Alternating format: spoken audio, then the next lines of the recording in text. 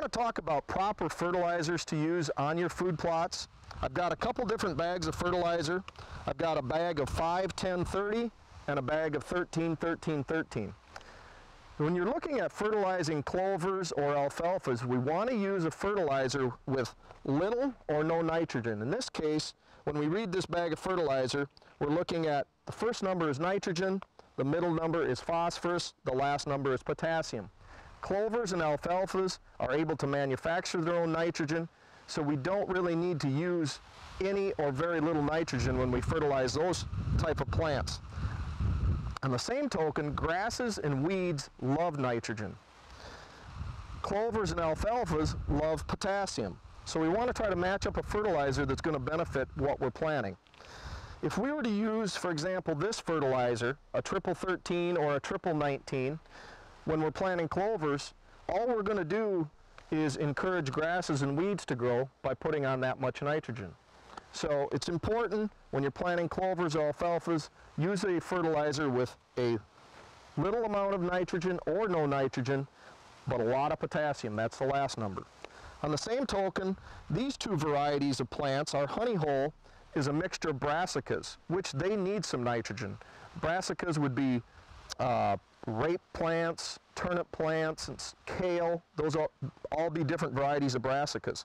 Our fall, winter, spring blend is a unique variety of rye, and it has also a variety of rape in it. All of those plants need nitrogen, and this would be a great fertilizer to use for these type of plants. So remember, choose your fertilizer wisely, and you're going to get maximum productivity and maximum longevity out of your plants.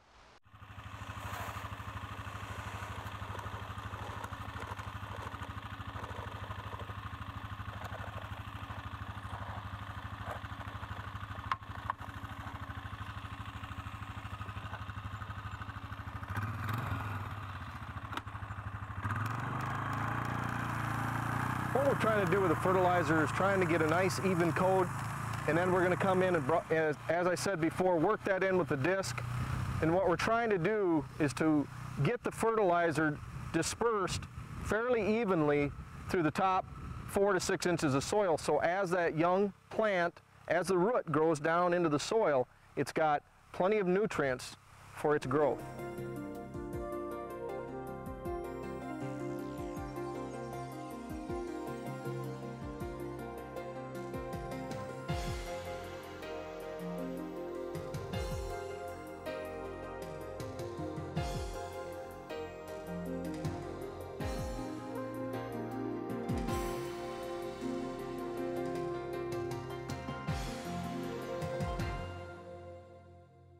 There's a number of different methods or ways to dispense seed.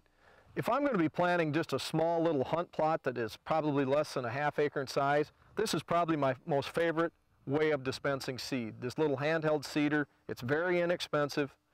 On the same token, if I'm going to be planting a larger acreage, most of us have four-wheelers at our disposal. This is a pretty inexpensive spreader right here that can be used for spreading fertilizer, pelletized lime, or even seed. On some very large plots, I may even utilize a seeder pulled behind a tractor.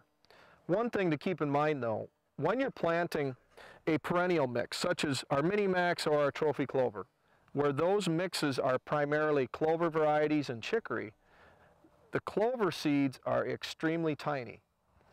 I'll give you an example. Our white clover variety, one of the varieties we use, there's over 250,000 seeds per pound. So they're extremely tiny. Whereas other seeds such as rye, wheat mixes, and so on may only have several thousand seeds per pound. So if you're planting a perennial mix where the seeds are tiny, a great tip, remember, just barely crack your seeder open. Barely crack it open, go over your plot, take a look at how much seed you have left, and then if you need to, you can adjust your opening, open it a little bit wider. So that's a great thing to remember. If you don't, if you start out and your seeder is cracked too wide open, you're going to be over your plot and you're going to be out of seed before you cover your whole plot.